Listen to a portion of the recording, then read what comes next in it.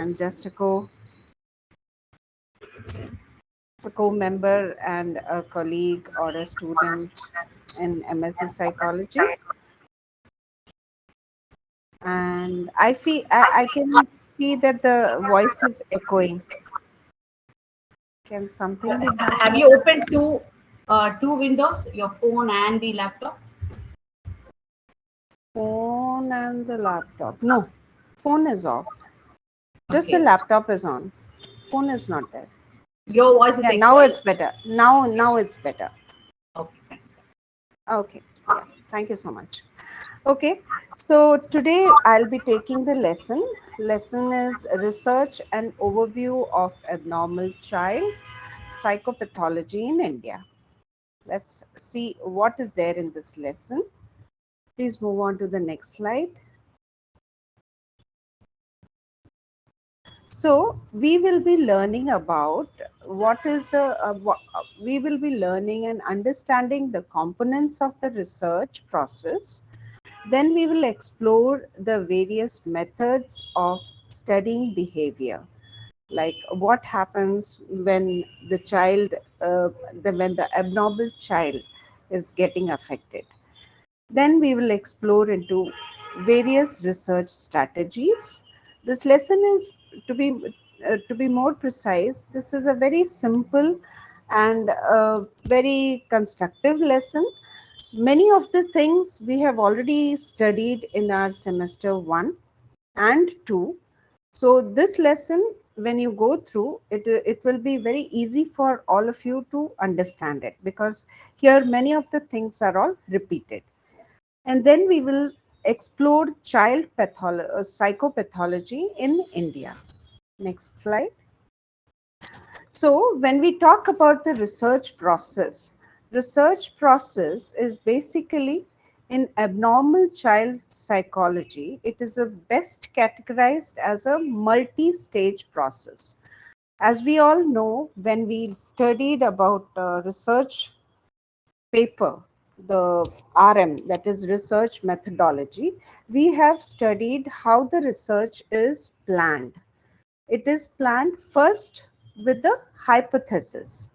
Okay, the process typically begins with the development of hypothesis, which is based on the theory and previous findings. What is the history of that particular hypothesis or a particular subject? And then deciding on the general approach to research. Based on the hypothesis, based on the previous findings, we decide which approach we have to go through, or which approach we have to apply. And then the next stage is selecting or developing data collection measures, like which method will be best to collect the data. And then to identify the population to be studied, which category which we need to study, whether it is men, women, children, which category of children, whether it's toddlers or the school students or the teens.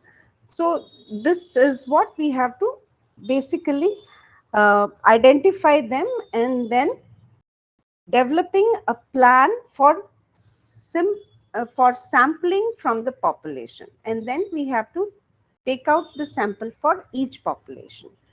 And then the final stage is consist of gathering and analyzing the data.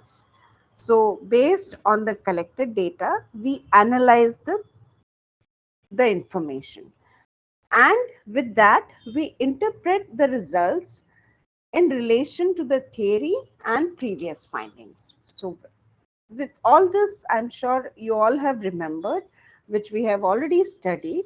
So it is a very simple process where you have theory of previous research, and then how do we do it? By research questions, by writing various type of question, making various type of questionnaires.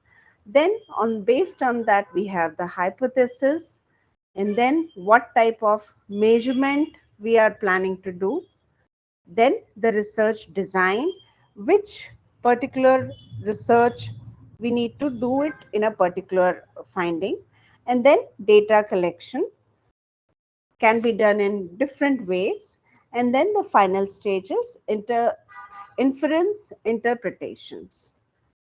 Next slide please. So when we do the research, the first thing what comes in the mind is the research question. So research typically begins with a hypothesis, as I have already explained, which predicts the behavior that follows from a theory. So we have studied various type of theories. Which behavior suit in that particular theory is what the hypothesis is. Okay, and the hypotheses for research are often based on the theories of a typical development and behavior.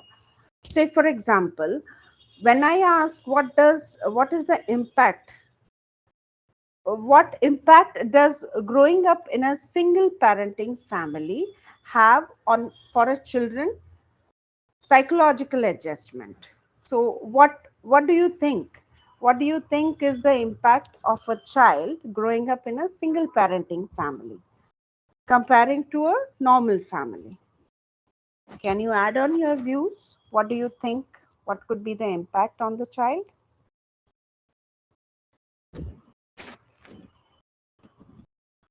Maybe the child will not be that confident, or maybe there is too many restrictions on the child because the single parent is overprotective, isn't it?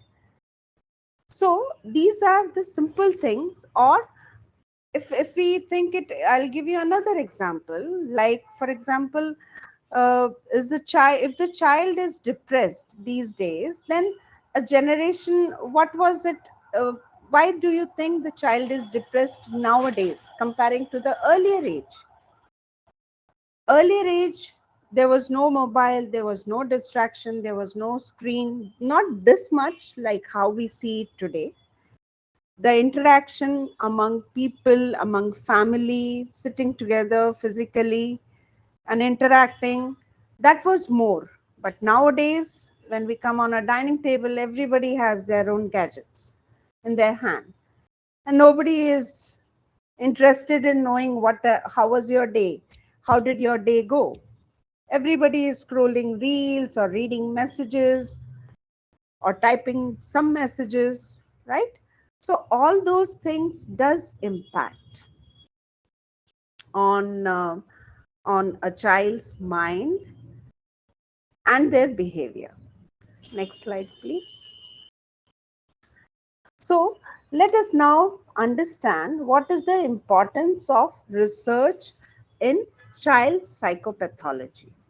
So when we talk about the importance, understanding the cause. So it is very important to understand what is the cause.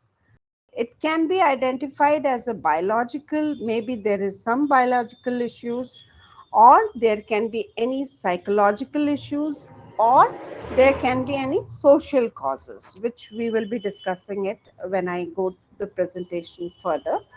Say, for example, a research shows parenting in style influence behavior.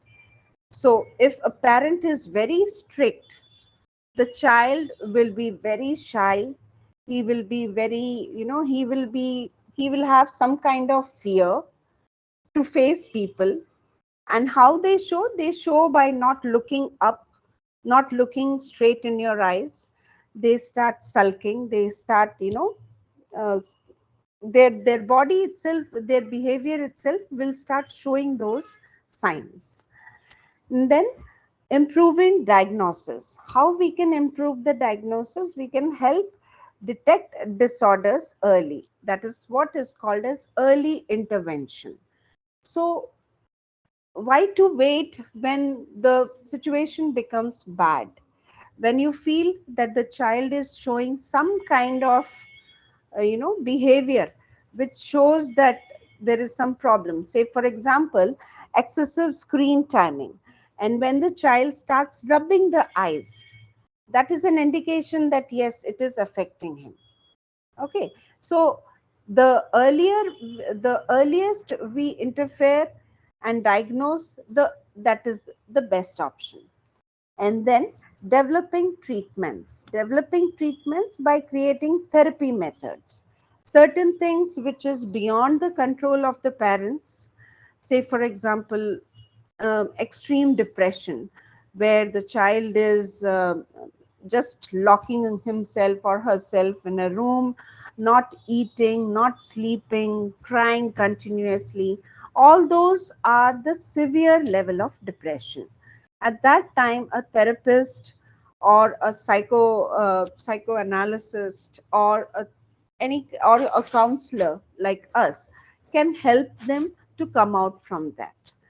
So in that there are different type of therapies, like we have learned about CBT, that is cognitive behavior therapy. Like Caroline ma'am has given so many opportunities to go through and learn about CBT through short webinars which she has presented. So we can use these therapies and we can help the child to come out from it. Then comes preventing disorders. How we can prevent the disorders? We can help design prevention programs. Like in schools, there is lot of that is the reason we have counselors in schools, because certain things we all know. Majority of us have children, and children have different sets or different patterns of behaving at home differently and in school differently. Maybe a child who is very confident at home might not be that outspoken in school, might be shy. So, why that difference of behavior is there? So, that is really important to understand. We as a parent, we are sitting at home and we are thinking, oh, our child is very social, very active, happy child, but we don't know what is the scenario in the school. So to find out all those things, counselors has been appointed in school so that they can observe, they can find out, and they can update the parents about if there is any major issues.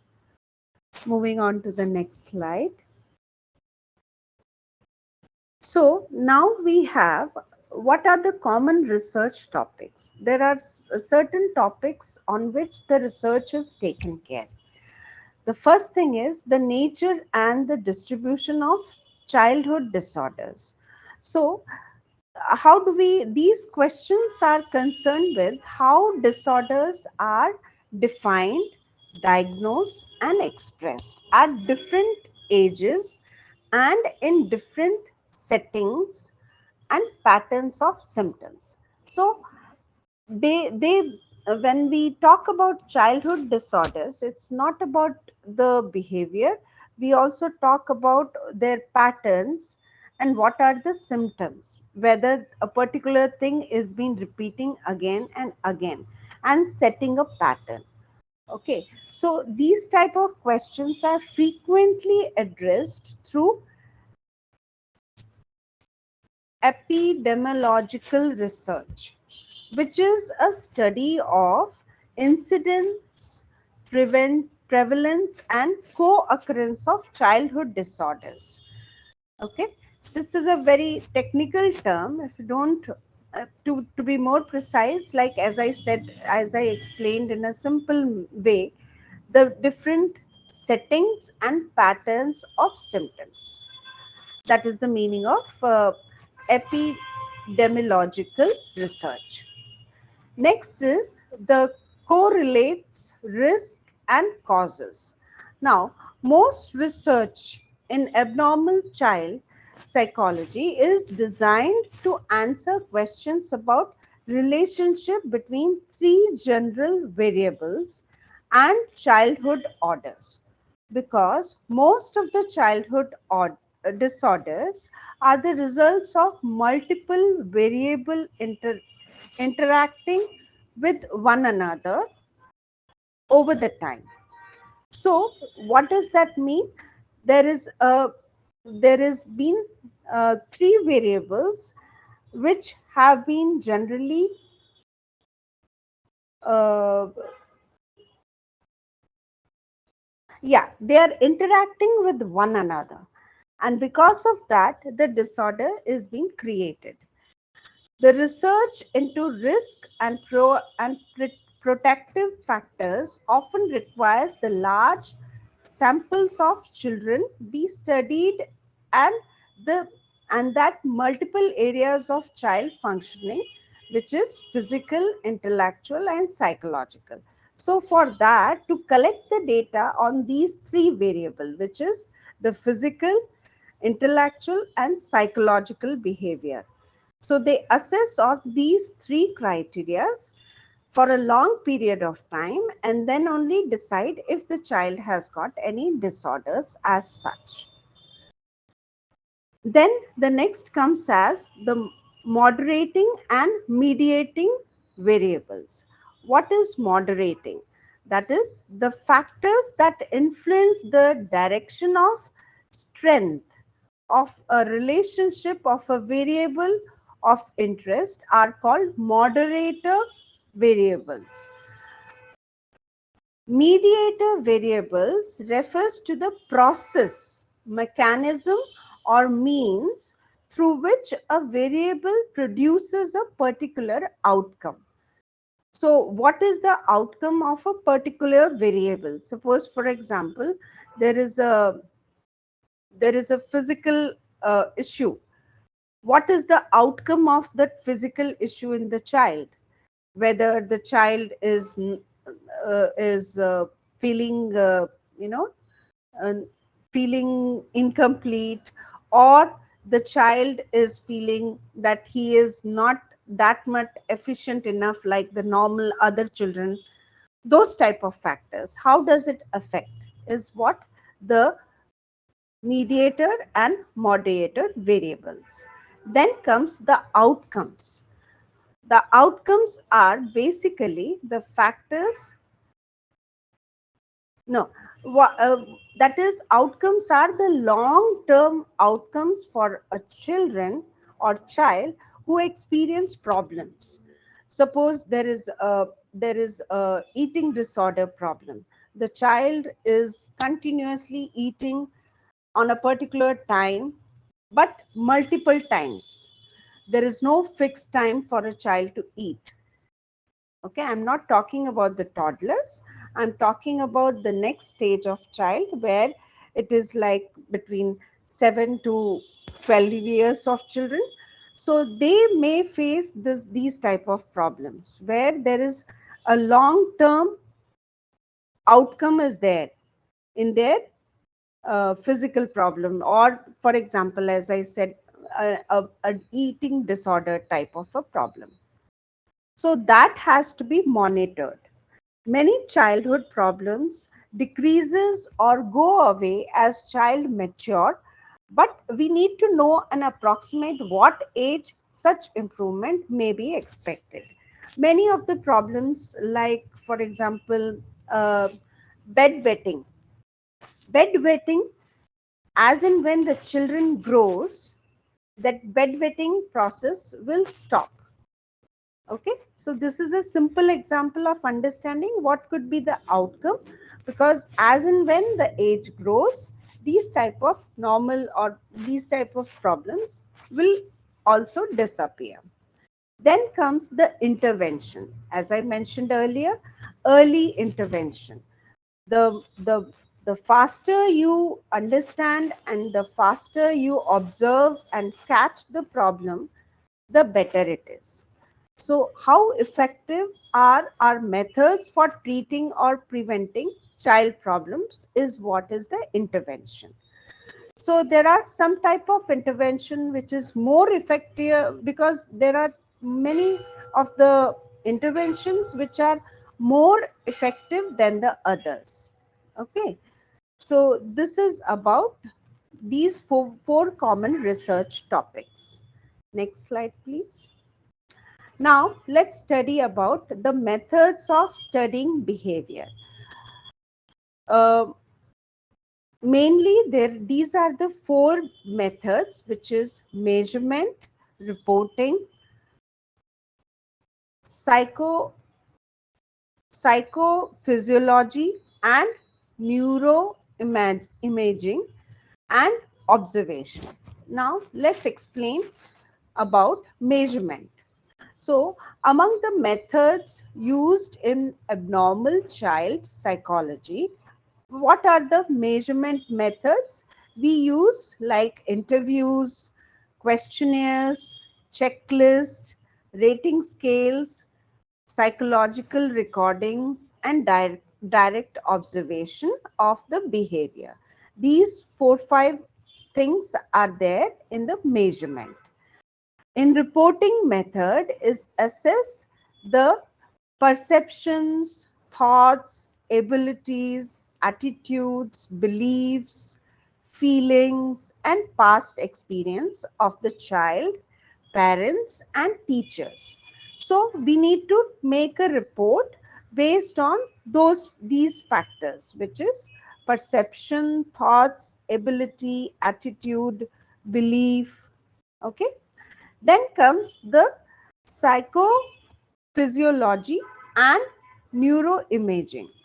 Psychophysiological method assess the relationship between physiological process and behavior to identify which nervous system structure and processes contributes to child's typical developmental and behavior. So this particular thing, it involves which psychological method is helping into the process of behavior and development of the child. And then the observation, using a systematic observation method. A research a researcher can directly observe the behavior of the child and others under conditions that range from unstructured observation in the child's natural environment. So there, as we have studied, there are two type of observations. One is a structured and another one is a unstructured, where uh, there is no fixed time or place. We are just observing the child in their natural atmosphere or natural habitat. Next slide, please. Now, as I discussed, there are ways of methods of collecting data. Here is a table. It is there in your in our book also. How what it says is there are 1 second. I hope I'm not going fast. Yeah. So this is the method of collecting data. How do we collect the data? There are structures of response. That is how, what is the structure, whether it is probes or expands or clarity, and what type of questions we ask. Highly structured questions, no opportunity to probes or clarification. That means it can be a direct questions where the answer is just yes or no. Okay. And then the observation, whether it is vary from very inclusive observation of all the behavior to highly selective codings of very specific behavior. For example, number of smiles, you can't keep a count of smiles, right? And then comes the resource requirement. What are the resources which is needed? Considerably time needed for interviewing and coding, reporting and scoring. And what type of question is that? Can be little investigators, time needed for administration. So in this type of method, resource requirement, we can create the questionnaire which is kind of interrogative, like why it has happened, how it has happened, those type of questions. And then extensive extensive time needed for observation, and for that we need extra time. So these are the limitations we can say for resource requirement. Then we have sources of bias. That means relies on participants' participation and willingness, whether the participant is willing or is being forced to do the participation. Okay, and based on that, the replies and the participation process, and with that, the result, the end result will also get affected. If the child is being forced to participate, then his answers will not be right. Whatever questionnaires we are giving, he may not be fully interested to fulfill that. And then the data reduction is requires analysis or recording of narrative responses. Little data reductions is needed, and it is highly influenced by the complexity of the observation system. Moving on to the next slide. Now, let us talk about type of research methods in child psychopathology. This we have already studied, if you all remember. There are uh,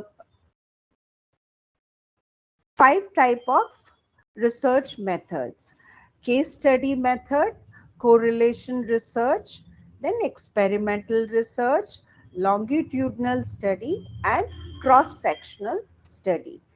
Though there are many more, but in this particular chapter, there are only these 4 which has been explained in detail. Let's talk one by one about it. Moving on to the next slide. Now, in case study, what is a case study? Case study is an in-depth study of one child or a small group to understand behavior or disorder. Its characteristics consist of detailed information. Detailed information is like collecting the data, not current, but the earlier data. Like, for example, if there is a problem in the child, or one child is autistic, since how long the autism is there, when was it detected the first, what was his behavior at that time, and then the personal history, as I mentioned, then long observation period. So all these 3 are in short term, I can say, the early intervention, where the parents have been observing some behavioral disorder in the child, and based on that, they are consulting a psychotherapist.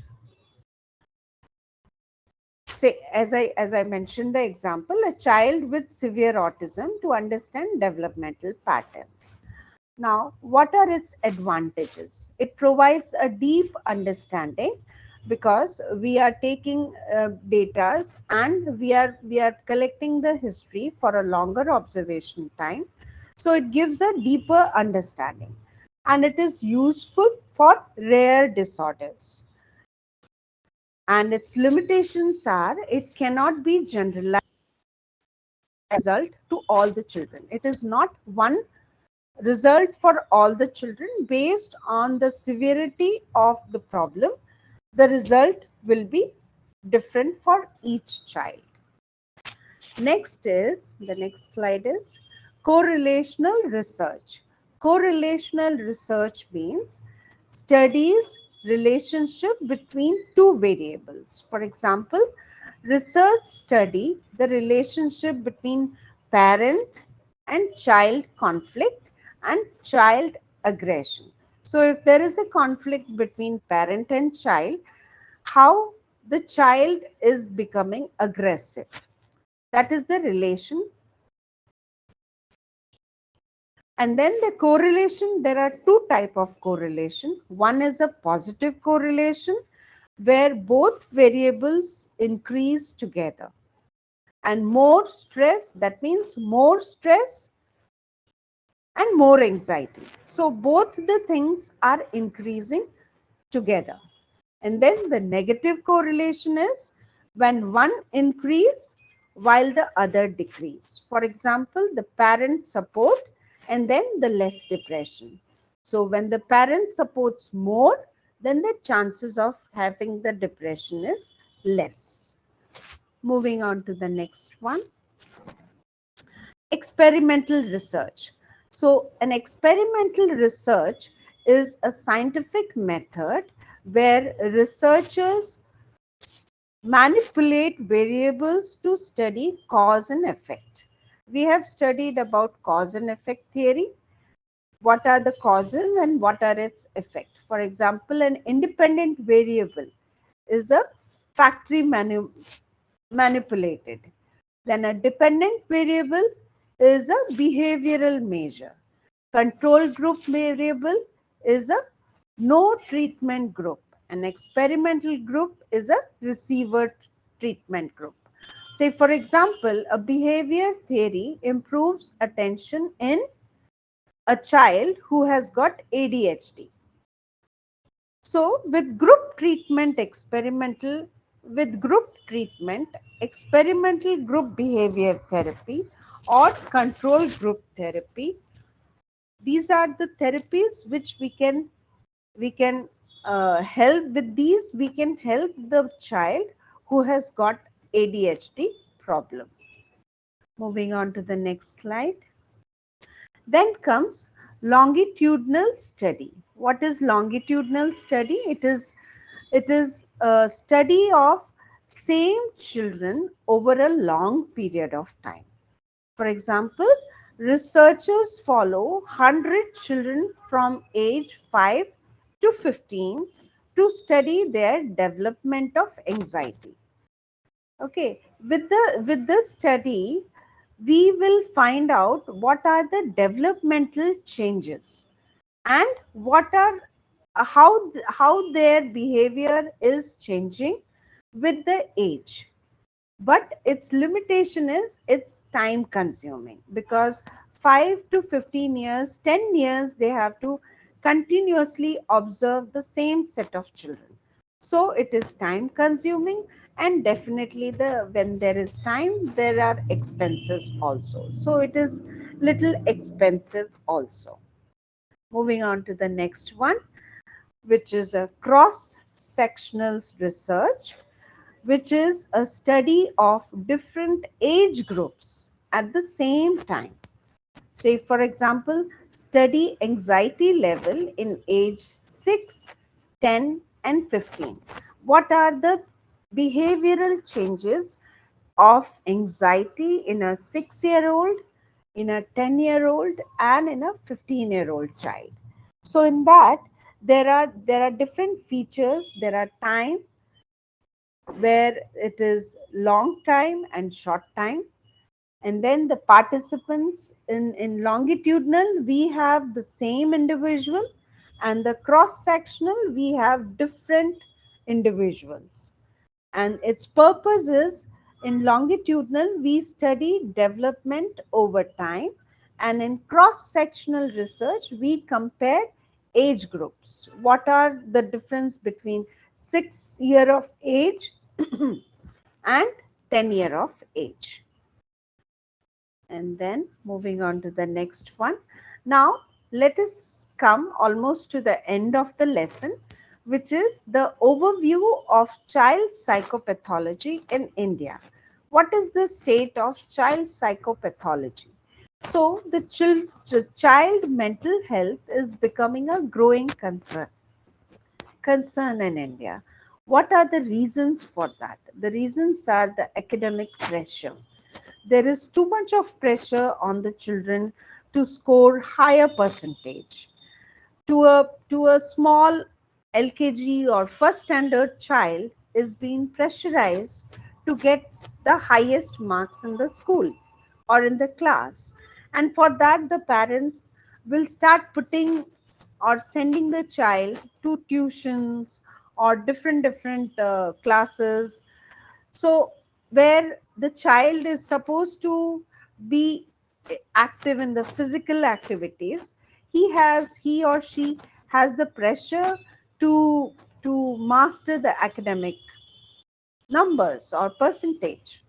And then the family conflict, if there is a problem between husband wife, or there is a conflict between the in-laws, or between the siblings, the child, they observe all these type of things, and it definitely affects them psychologically a lot.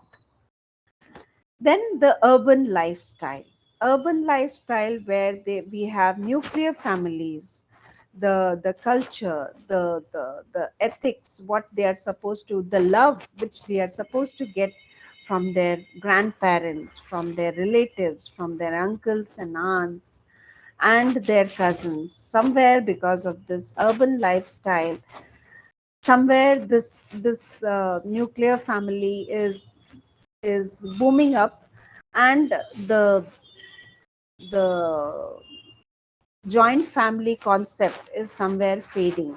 Whereas I strongly believe that joint family is the best. Once we come away from the joint family, then we realize how important a family support is.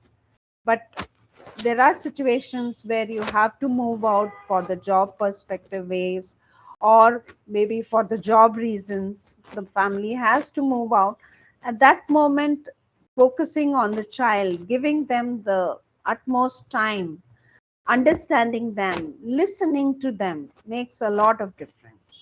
And then we have, as we all know, technology addiction, addiction of mobile, addiction of screen, addiction of reels. All these type of things are somewhere affecting the child psychologically and their growth and their brain a lot. And then we have the social comparing, like we do. Many of the parents, they start pressurizing the child by giving or by comparing them with the other child or with the other family, saying that, see, so and so has got such number of such a high score, why you can't score that, you also have to score these type of things. But they fail to understand that not all fingers are same. We ourselves can see that all the fingers are of different size and shape. So how can we expect the same from the same child or from different children? Every child is unique. Every child is precious. So they have their own skills. It's just the time that they have to observe, they have to find out which skill your child or that particular uh, children are born with or specialized with. So it takes time. It takes time to find out that particular skill. But yes, by interacting more with them, by spending more time with them, by talking much more with them, we can find out what is their real interest is. So then moving on to the next slide. So let's now figure out and let's now see what are the common child mental health problems in India. I'm sure we have already discussed this in the lessons which we have read, the first and the second lesson.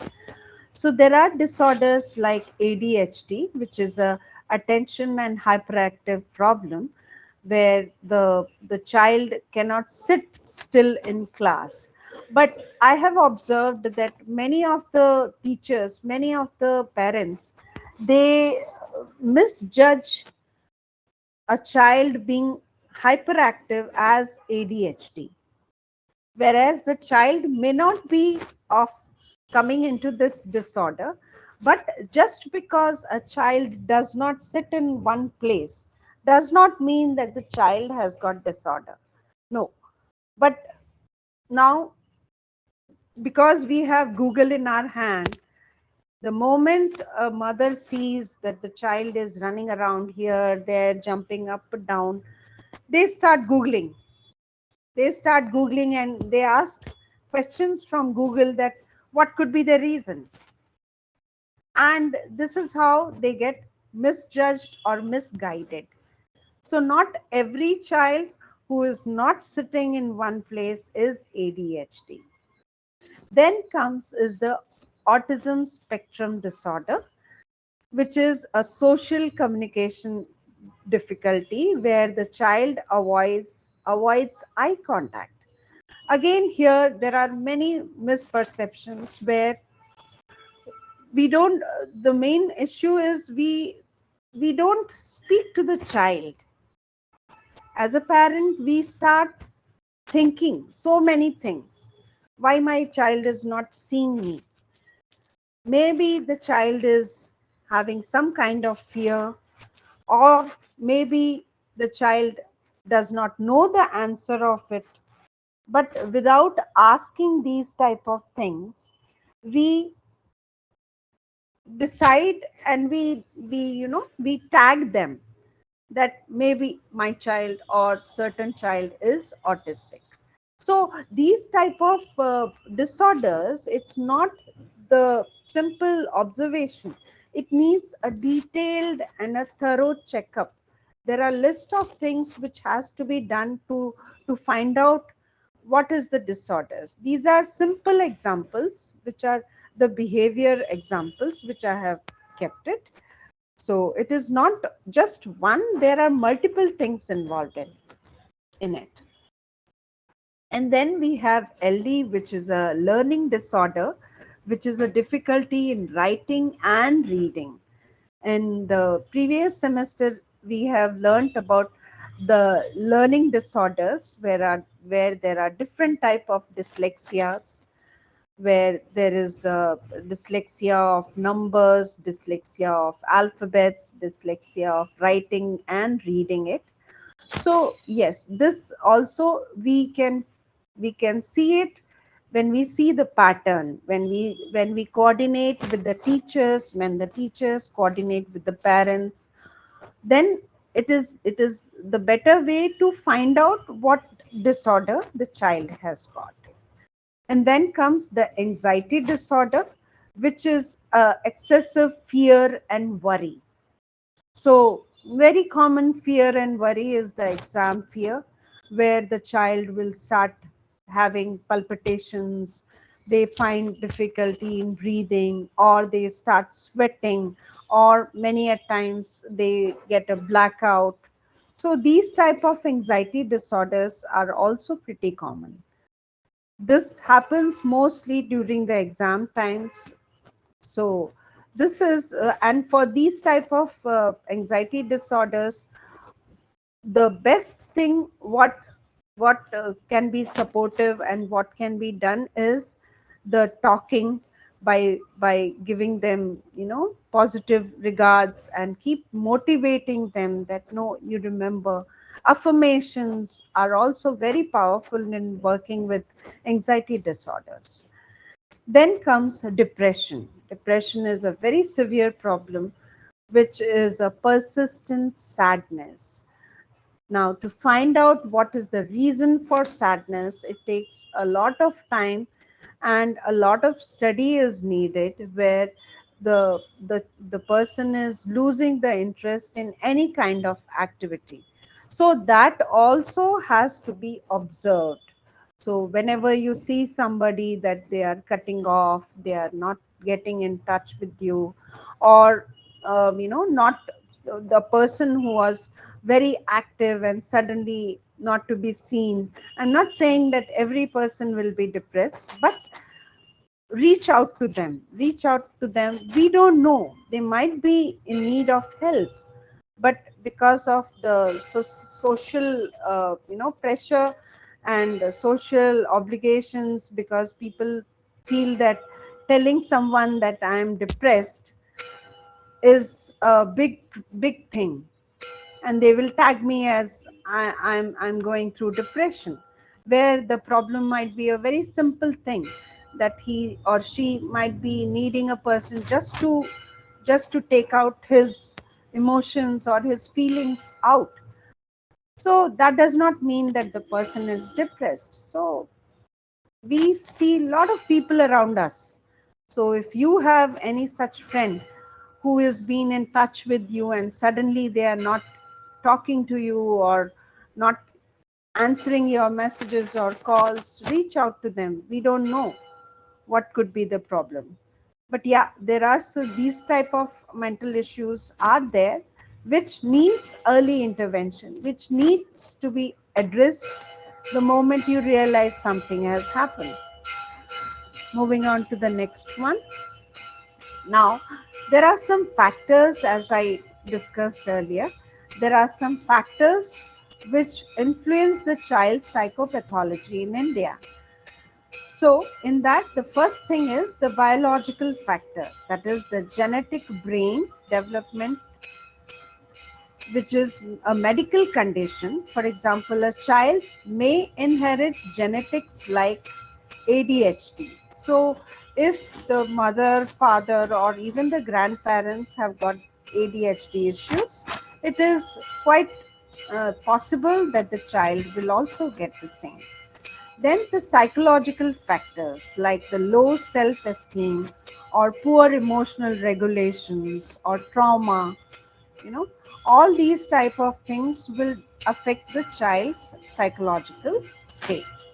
For example, a child consistently criticized by parents may develop anxiety or depression. If the child is being body shamed in front of public by the parents or by the relatives, or bullying which happens very often in schools and colleges, that also affects a psychology also affects the state of psychology in a child.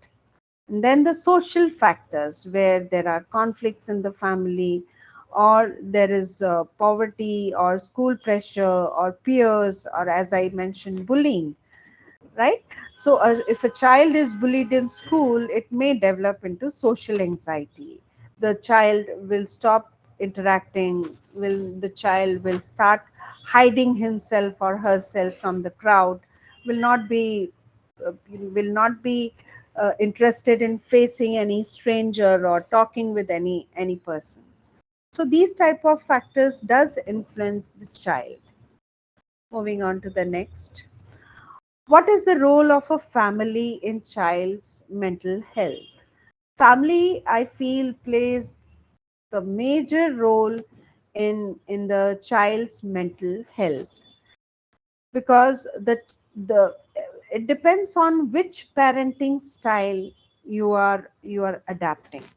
So if it is authoritative, which has warmth and support, then the child will be healthy, and healthy in all the ways: physical, mental, and social. If it is authoritarian, then you have, if when you are strict and when you are controlling, then the child will be, there is quite possible that he will be anxious and he will start developing fear. And when the parenting style is permissive, when you are too lenient, there is no discipline, there is no waking up time, there is no sleeping time, there is no eating time, there is no discipline maintained in the house, then the child will have a poor discipline. And then the last parenting style is neglectful. When you're not giving attention, proper attention to your child, then there is a possibility of emotional problems in the child. How it is, like, for example, the emotional problem, when you neglect the child, at one point of stage, the child will start neglecting you. Like when you are asking a child, how was your school? The child may directly say, yeah, it was okay. Whereas there might be some important things which has been given in school as an instruction. But just because you have neglected the child will also do the same thing with you. Okay. So for family environment, I feel it plays a major role. A child raised in a supportive and communicative family develops better, and he is emotionally stable. Moving on to the next one. Now, let us find out what is the mental health services. What are the mental health services for children in India? There are so many mental health services which are specifically introduced in India for the children. like school counselors, we have child guidance clinics, we have psychiatric hospitals, we have community mental health programs, and there are some guidance clinics also. So these centers helps children with learning problems, with behavioral issues, and with emotional issues. Okay, and then moving on to the next one. How do we prevent child mental health problems? What are the ways by which we can prevent these problems to occur? So, by prevention focused on early support and health development. By prevention strategies like parenting education, we need to do a lot of education to the parents. I always wonder that we have so many degrees. We have, you name it, there are degrees, there are diplomas for multiple various type of courses. Why there is no degree for parenting education? Why the government is not thinking to introduce some degrees related to parenting? We all think that we know how to parent. We know we are the best parent for our child. What knowledge we have? We have only seen our parents, our grandparents, how they have been doing the parenting. We are making our own strategies, we are making our own rules. But parenting education is, I feel, really, really important in today's life, because understanding this generation children is not that simple like how we were in our age, like in 80s and 70s. It is totally different, and I feel there is a lot of demand for parenting to get educated about how to raise a child. And then the school counseling programs, yes, they are very supportive. They observe the child in school atmosphere, and they give us information about how the school behaves, how the child behaves in a school atmosphere. And then we need to, rather than giving them along with the education of the other subjects like physics, chemistry, maths, English, science, EVS, there has to be a training given to the children how to manage the stress. That has to be given, I feel, because only then the child will understand that he or she is feeling stress. So along with giving them those information, stress management training also has to be given. And then the emotional intelligence development, how to process your emotion, how to understand those 6 core emotions, and how to process it and how to take it forward, is what has to be inculcated and has to be developed in today's children. Say for example, in a when in a teaching, life skills and emotional awareness reduces behavioral problem. Many of the schools now have started life skill class, or life skill coaching, where they give them the teaching about how you can help yourself, how you can emotionally regulate your emotions, and how you can reduce those behavioral problems if it occurs. So, with this, my presentation is over. I thank you all for attending and listening to me patiently. I hope all of you understood, and any Thank you so much, questions are Pooja. there, Thank you. let me know. It's wonderful. Anybody have any questions, you can ask her. Otherwise, we can wind Yes. up. And thank you so much for your time. Thank you And so much, Caroline, for the opportunity. well explained, and very soft and kind Yeah, explaining. fine. Thank you so much. So I am not so good in Tamil, so yeah. if I start now, Mm. I'm sure my Tamil and your Tamil definitely will crash. So I preferred I preferred explaining it. The presentation is made very simple, very Yes, yes. easy to Very understand. nice, very nice. Your PPT was great. Thank you so That's much. simplified. Yeah, you Any simplified the any things. questions, any doubt, if anybody has got, please feel free to ask. It's all repetition is